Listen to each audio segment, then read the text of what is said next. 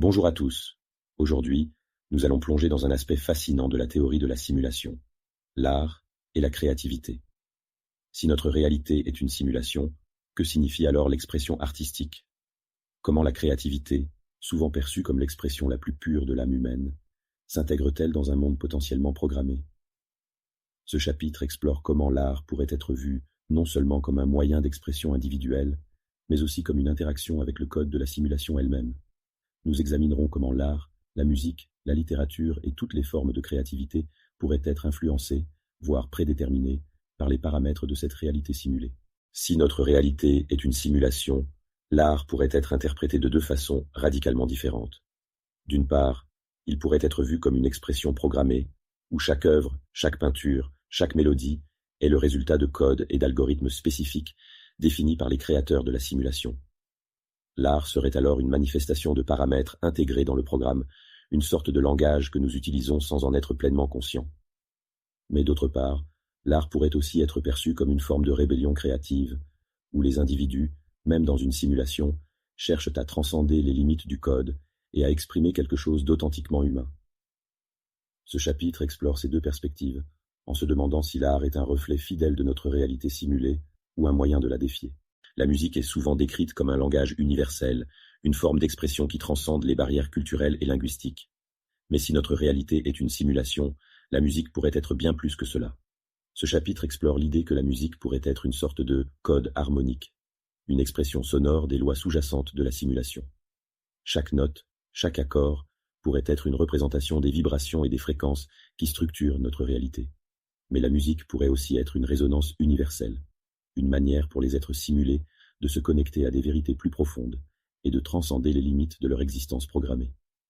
Ce chapitre examine comment la musique pourrait servir à la fois à exprimer et à découvrir les fondements cachés de notre réalité simulée. La littérature, qu'il s'agisse de romans, de poèmes ou de pièces de théâtre, est une autre forme d'art qui pourrait être influencée par la simulation.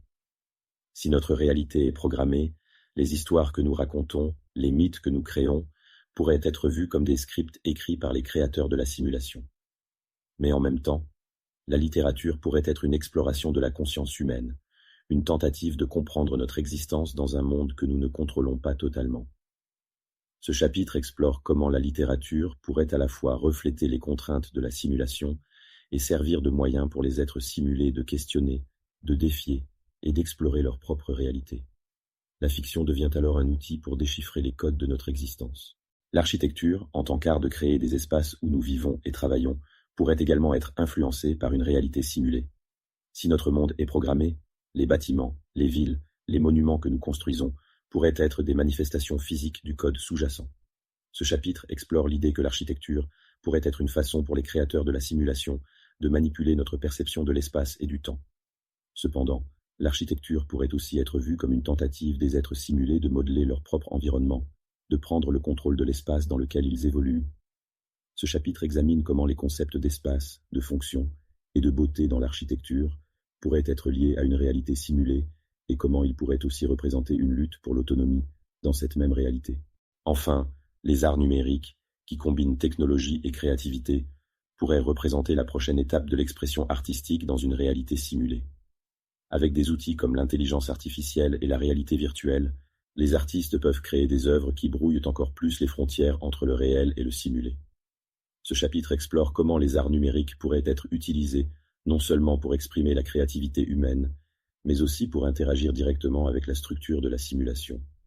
Les œuvres générées par des algorithmes, les environnements immersifs en réalité virtuelle et les installations interactives pourraient être vues comme des expériences visant à tester et à repousser les limites de notre réalité simulée.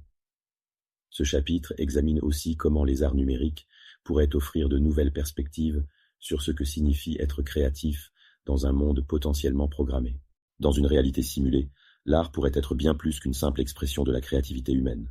Il pourrait être un moyen de déchiffrer le code de notre existence, une tentative de comprendre et de transcender les limites imposées par une réalité programmée. Que ce soit à travers la peinture, la musique, la littérature, l'architecture ou les arts numériques, chaque forme d'expression artistique pourrait contenir des indices sur la nature de notre monde. Merci de m'avoir suivi dans cette réflexion sur l'art et la créativité dans une réalité simulée, et continuons ensemble à découvrir les mystères de notre existence.